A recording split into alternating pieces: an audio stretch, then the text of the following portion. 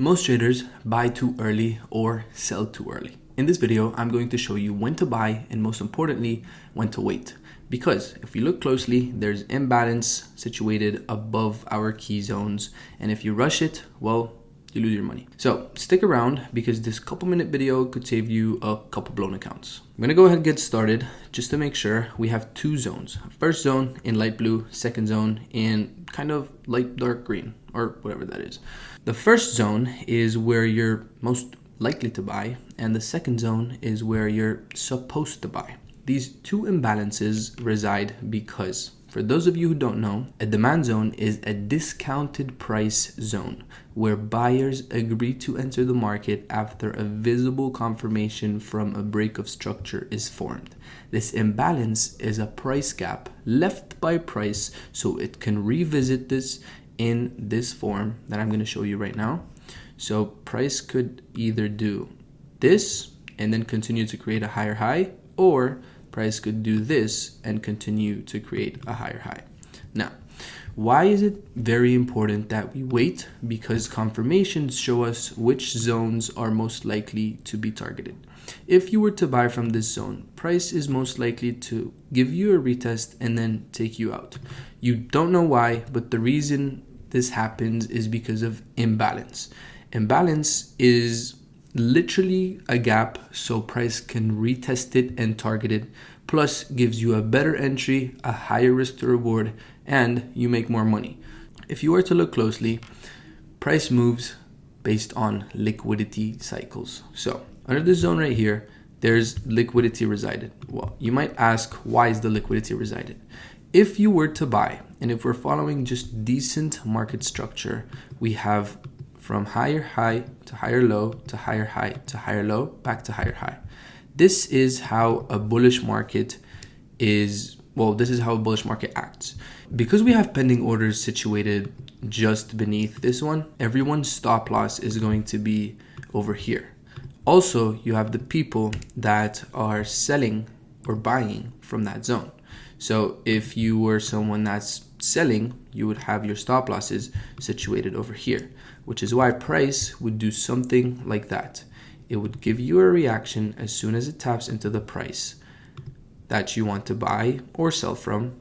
It would take these people out, and it would also take these people out. Why? You might ask yourself why this is the case. Well, because price has to simply gather most of the liquidity before going to a new higher high. So before we go on to the charts, you have to understand that this zone is not the right zone to take a buy from, but this zone is the right zone to take a buy from, even though both of them have imbalances. At the start of the push, this was the extremity, and we want to buy because a higher probability is situated at the extremities. This started the uptrend, so this would most likely be revisited rather than this one, because this would be situated as manipulation. And as you know, price moves on liquidity. Okay, now moving on to some real chart examples. Some of you might ask, why not buy from this zone? And then if it doesn't work, just buy from this. Or if it doesn't work, just buy from this. Well, the reason I say this is because what if you were to buy from each zone, and the zone that it's going to come to last is the last one? You'd be taking one loss, two losses, three losses, and these are big losses. So why would you want to do that instead of secure your capital until the right time comes through? So I'm going to zoom into what's happening right here. And before we get started, actually, let's go back and see why these are the blue zones marked. So every time we have a push that has a break of structure, a push, break of structure, a push, break of structure, and a push, break of structure, a demand zone is situated. I like to put my demand zone as the last candlestick before the push. So I'm doing it here.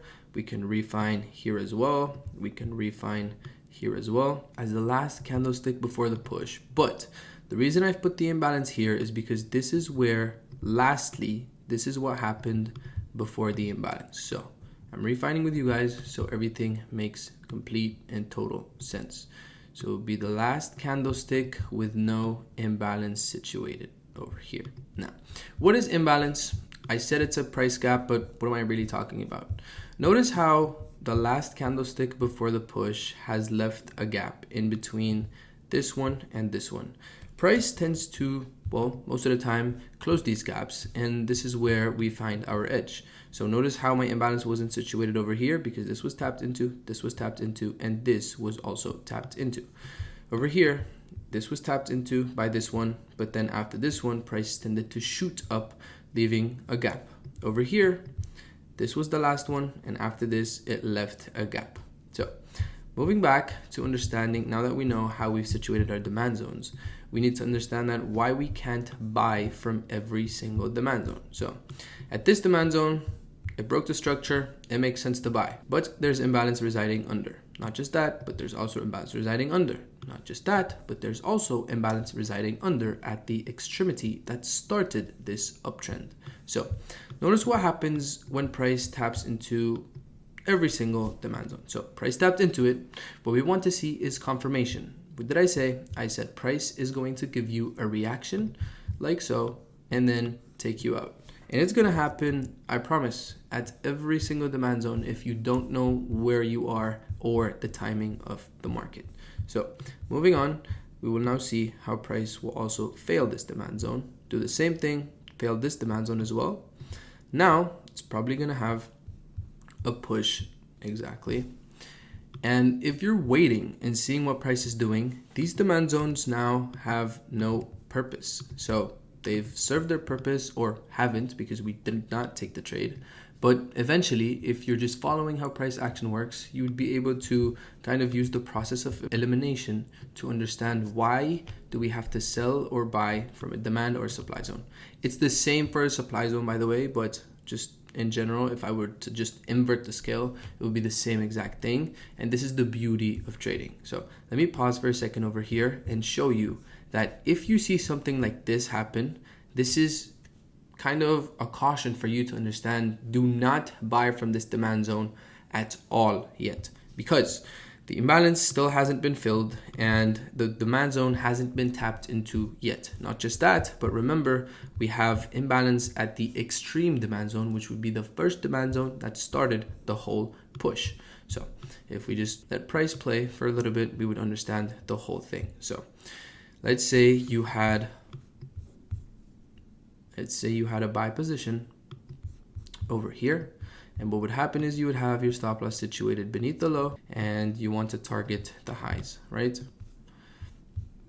Here's what will happen. Price would give you a reaction as per the usual. Let's say we want to extend this one and then it would take you out. Not just that, but this is kind of annoying knowing that you still haven't reached the extreme. So price taps into the extreme. I'm going to stop it right here. I'm going to take this one out. We're going to take this demand zone out. We're going to take this break of structure out and the imbalance out. No more imbalances over here. Price is filling the gaps. Not just that, but has tapped into the extreme demand zone. So let's also say you want to take a buy from here and you have your stop loss beneath the demand. Let's say you want to give it a little bit of breathing room and you want to target the highs. So these highs would be targeted, and all you have to do right now is just simply wait. So a total recap, just to make sure we understand everything, is that after we situate the demand zone, I'd like to do it for the last candlestick before the push that has the imbalance. So from the wick to the wick. So if it's something like that, probably extend it just to be safe, but for the sake of this video, from the wick to the wick. Now, moving on back to where we are on the charts, we would want to be targeting the highs that started the initial push, because remember what I drew on the diagram before we started the whole thing.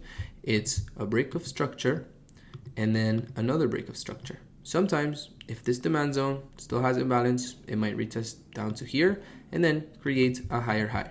Remember, in the bullish market, we are always creating higher highs with higher lows. Continuation, higher low and then a higher high. Higher low, higher high. This does not mean that this is a lower low. It simply means this is a higher low that is creating a new higher high. So if we're following price action, we go back to the trade and I will play the trade right now. We will quickly see how price will give us a reaction and then continue in our direction. Notice what's happening right now is all the imbalances are being filled and price is at the right place because this is where it started the push.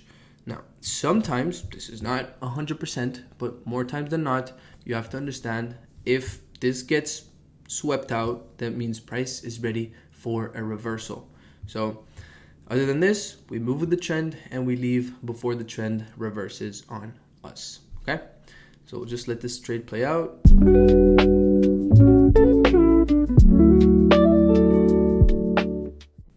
Oh, well, done.